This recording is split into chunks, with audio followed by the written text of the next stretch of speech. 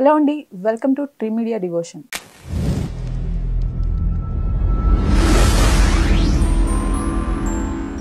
నమస్తే సార్. శ్రీమాత్రే నమః. జూలై మాసంలో వృశ్చిక రాశి వారికి ఎలా ఉండబోతుంది సార్? వృశ్చికం వారికి కనుక చూసుకుంటే 13వ తేదీ వరకు 6లో ఉంటున్నాడు కుజుడు. ఇది కొంచెం శత్రువుల నుంచి కొంచెం సేవ్ చేసుకునే పరిస్థితి, కాంపిటేటర్స్ పెరగడము, వాళ్ళని జయించడము. ఎప్పుడైనా సరే వృశ్చిక లగ్నం వారికి, వృశ్చిక రాశి వారికి 6th కుజుడు శత్రువుపై జయమంటారు. సో ఆ ప్యాటర్న్ 13వ తేదీ వరకు నడుస్తుంది.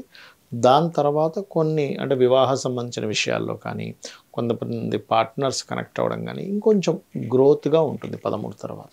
ఓకే, వీరికి ముఖ్యంగా ఫినాన్షియల్గా కెరీర్ పరంగా ఎలా ఉండబోతుంది సార్? ఫైనాన్షియల్గా కనుక చూసుకుంటే ఇన్వెస్ట్మెంట్స్ కొంతవరకు బెటర్గా ఉంటాయి. కొన్ని ఇన్వెస్ట్మెంట్స్ విషయంలో రాంగ్ డెసిషన్ తీసుకున్నాను అనే ఫీలింగ్ వస్తుంది కొంతవరకు. అది సూర్య నమస్కారాలు చేసుకుంటే ఆ ఫీలింగ్ కూడా పోతుంది చెప్పాలంటే. And career related point of view తీసుకుంటే కనుక చేంజ్ అనేది చూపిస్తుంది. అది కూడా 15వ తేదీ తర్వాత మారుతారనేటువంటి చూపిస్తుంది. బట్ కొత్త ఉద్యోగాలు కూడా వస్తాయి ట్రై చేసుకున్నట్లయితే. ఇంకోటి ఏంటంటే ఈ ఫైనాన్స్ కానివ్వండి, ఈ కెరియర్ పరమైనటువంటి గ్రోత్ రావాలన్నా, కొత్త ఉద్యోగం రావాలన్నా ముఖ్యంగా వీరికి దశమ స్థానాధిపతి సూర్యభగవానుడు అవుతాడు కాబట్టి ఆదిత్య హృదయ పఠనం చేసుకోవడం అన్ని విధాల ఉత్తమం. వీరికి విద్యా వ్యాపార రంగాలు ఎలా ఉండబోతున్నాయి? విద్యారంగాల విషయంలో కనుక చూసుకుంటే చదువు మీద పెద్దగా కాన్సన్ట్రేషన్ చేయలేరు ఇప్పుడు వీళ్ళు. ఎందుకు అంటే 4వ అధిపతి వక్రించాడు, విద్యాకారకుడు. ఇక వ్యాపారం ఇస్ డిఫరెంట్. వ్యాపార స్థానంలో లాభంలో కేతు ఉన్నాడు. సో ఇది కొంచెం వ్యాపార సంబంధించిన విషయంలో ముఖ్యంగా సాఫ్ట్వేర్, ఫార్మసీ, లేకపోతే ఏదైనా కుడుతూ ఉంటారు ఇంట్లో కూర్చొని, ఏదైనా సరే స్టిచ్చింగ్ చేసేటువంటి వారికి, మెడికల్ రంగాల్లో ఉండేటువంటి వారికి అనుకూలంగా ఉంది చెప్పాలంటే. ఇప్పుడు వీరికి ఆరోగ్యపరంగా ఎలా ఉండబోతుంది సార్? ఆరోగ్యపరమైనటువంటి విషయాలు కనుక చూసుకుంటే కొంచెం వేడి ఎక్కువ చేస్తుంటుందండి. ఎందుకంటే లగ్నాధిపతి 6లో ఉన్నాడు, వేడి చేయడం ఒకటి. అండ్ అలాగే మరొకటి ఏంటంటే ఎవరితోనైనా ఏదైనా మాట్లాడినప్పుడు మిస్కమ్యూనికేషన్ అవ్వడం ద్వారా మనస్సు ఆందోళన చెందడం, ఇటువంటివి చూపిస్తున్నాయి. ఈ రాశి వారికి జూలై మాసంలో మ్యారేజ్కి సంబంధించి ఎటువంటి ఫలితాలు ఉండబోతున్నాయి సార్? మ్యారేజ్కి సంబంధించిన ఫలితాలు కనుక చూసుకుంటే ఒకటి, తల్లిగారి ఇన్వాల్వ్మెంట్ వల్ల సంబంధం కుదురుతుంది. దూరపు సంబంధం రావడం జరుగుతుంది వీరికి. వచ్చే అమ్మాయి కావచ్చు, అబ్బాయి కావచ్చు, చాలా అందమైనటువంటి వాళ్ళు వస్తారు వీరికి. పర్టికులర్గా అంటే ఇప్పుడున్న సినారియో, ఇప్పుడున్న ప్లానటరీ పొజిషన్స్ తీసుకుంటే కొంచెం పెద్ద ఫ్యామిలీ నుంచి సంబంధం రావడము, అందులో కొంచెం స్ట్రాంగ్గా ఉండేవాళ్ళు, కొంచెం ముక్కుసూటిగా ఉండేవాళ్ళ సంబంధం రావడము, అందులో కొంతమందికి ఏదైనా ఈ సంగీతం వీటి మీద ఇంట్రెస్ట్ ఉండేటువంటి ఫ్యామిలీ నుంచి రావడం అనేటువంటి చాలా స్పష్టంగా చూపిస్తుంది. వీరికి ఉద్యోగపరంగా ఎలా ఉండబోతుంది సార్? ఉద్యోగపరంగా ఇందాక నేను చెప్పినట్టుగా కొంత మార్పులు ఉన్నాయి, బట్ కొత్త ఉద్యోగ అవకాశాలు వస్తాయి. ఓం మాణిక్యముకుటాకార జానుద్వయ విరాజితాయే నమః చేసుకుంటే ఉద్యోగ అవకాశాలు పెరుగుతాయి కూడా వీరికి. ఈ రాశి వారు చేసుకోవాల్సిన పరిహారాలు, అలానే తీసుకోవాల్సిన జాగ్రత్తలు ఏంటి సార్? జాగ్రత్తలు అయితే 4, 5, 6 స్థానాల్లో గ్రహాలు ఉన్నాయి. అంటే నిర్ణయాలు జాగ్రత్తగా తీసుకోవాలి. ఇంటి నిర్మాణం విషయంలో తొందరపడకూడదు. వక్రించాడు కాబట్టి 4వ స్థానంలో. కోర్సెస్ తీసుకునే విషయంలో తొందరపడకూడదు. అనవసరమైన గొడవల జోలికి వెళ్లకుండా ఉంటే మంచిది. సహజంగా 6లో కుజుడు ఉన్నందుకు లాభాల అంచనా విషయంలో తొందరపడి ఏదో అంచనా వేస్తాం, దానికి తగ్గట్టుగా దానికి అంత వస్తుంది కదా లాభం అన్నట్టుగా మనం ఖర్చు పెడతాం. ఖర్చుకి లాభానికి ఉండేటువంటి క్యాల్కులేషన్ సరిగ్గా చేసుకోవాలి వీళ్ళు. ఓం దుమ్ దుర్గాయ నమః అనే నామస్మరణ చేసుకోవడం కూడా మంచిది. ఈ రాశి వారు కాకుండా జనరల్గా ప్రతి ఒక్కరూ ఏవైనా చేసుకోవాల్సిన పరిహారాలు కానివ్వండి, లేకపోతే జాగ్రత్తలు కానివ్వండి, ఏమైనా ఉన్నాయా సార్? తప్పకుండా అమ్మ. ఫస్ట్ ఆఫ్ ఆల్ ఏంటంటే మనం యూనివర్సల్గా తీసుకున్నాం. ఈ ఒక్క రాశి మేషము, వృషభము, మిథునము అని కాకుండా 12 లగ్నాలే కాకుండా మనకి కొంతమందికి లగ్నము, రాశి, నక్షత్రం ఏమీ తెలియదు. కానీ ఇన్ జనరల్గా మనకి గోచారంలో అంటే ఇప్పుడు ప్రజెంట్ ఉన్న గ్రహాలు పరస్పరము వీక్షణ కానీ కలిసి ఉన్నప్పుడు కొన్ని ఎనర్జీస్ని రిలీజ్ చేస్తూ ఉంటాయి. ఎలా అయితే మనకి ఇప్పుడు చూడండి క్రోధినామ సంవత్సరం అంతా కొంత గొడవలుగా, ఇబ్బందులుగా, రకరకాల ఇదిగా ఉంటుంది అనుకో, అలాగే కనిపిస్తుంది మనకి. చూడండి ఎక్కడ చూసినా ఏదో గొడవ అట్లా ఉంటుంది. అయితే ప్రతీ నెల కొన్ని గ్రహాలు పరస్పరం వీక్షించుకున్నప్పుడు కానీ, కలిసి ఉన్నప్పుడు కానీ, పిఏసి అంటారు, అంటే ప్లేస్మెంట్, ఆస్పెక్ట్ అండ్ కంజంక్షన్లో ఉన్నప్పుడు ఒక ఎనర్జీ ఫామ్ అవుతూ ఉంటుంది. అది ప్రకృతిలో కావచ్చు, అండ్ మనుషుల్లో ఉండేటువంటి తత్వాల్లో కావచ్చు.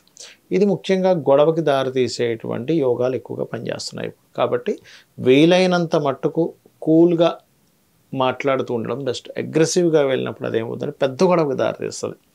ఎలా అంటే ఒక చిన్న గొడవ మామూలు మాట అనుకొని కట్ అయిపోతారు, అది ఒక్కొక్కసారి చిన్నది కాస్త చాలా పెద్దది అవుతుంది. ఈ కాంబినేషన్ ఏంటంటే గొడవ అవుతుంది అని అనుకున్నప్పుడు అక్కడ కట్ చేసి స్మైల్ ఇచ్చి పక్కకి వెళ్ళిపోవడం బెస్ట్. దాన్ని అగ్రెసివ్గా తీసుకుంటే అది చాలా అంటే లాంగ్ టర్మ్ గొడవల్లోకి తీసుకెళ్తుంది. అంటే మాట్లాడుకోకుండా కొన్ని సంవత్సరాల తరబడి ఉండిపోవడానికి దానికి దారితీస్తుంది ఒకటి. రెండవది, అప్పు చేసి బిజినెస్ పెట్టేటువంటి వారు మనం ఎంత అప్పు చేస్తున్నాం, ఎందుకంటే న్యాచురల్ 6th హౌస్లో కేతు ఉన్నాడు, ఎంత అప్పు చేస్తున్నాము, ఏ బిజినెస్ పెడుతున్నాము, దీనికి కనెక్టివిటీ ఉందా లేదా అనేటువంటిది ఫస్ట్ చూసుకోవాలి. చూసుకొని అప్పు అనేటువంటిది తీసుకోండి. అలా తొందరపాటు పడి, ఎందుకంటే సంవత్సరం వరకు మన కేతు కన్యారాశిలోనే ఉన్నాడు కాబట్టి 1 year వరకు నేను చెప్పే జాగ్రత్త ఇది. ఈ గొడవలకు సంబంధించింది మాత్రం ఆల్మోస్ట్ నెక్స్ట్ మంత్ 13th వరకు ఉంది కాంబినేషన్, అది మెయిన్గా చూసుకోండి. 13th తర్వాత అన్ని రాసుల వారికి ఏంటంటే గతంలో ఏదైతే ఉద్యోగం వద్దనుకున్న వాళ్ళు, మిమ్మల్ని వద్దనుకున్న వాళ్ళు, లేకపోతే మీరు వద్దనుకున్న వాళ్ళు ఎవరైనా మళ్ళీ రిటర్న్ వచ్చే ఛాన్సెస్ ఎక్కువగా కనిపిస్తున్నాయి అందరికీ కూడా. అది ఎందుకంటే శని వక్రగతి జరగబోతుంది, జరిగినందుకు ఆ యొక్క ఫలితాలు వస్తాయి అక్కడ, అది మెయిన్గా చూసుకోవాలి. అండ్ అలాగే ఇంకొకటి ఏంటంటే ఈ 15, 16 తేదీల తర్వాత జలరాశుల్లోకి వెళ్తాడు రవి.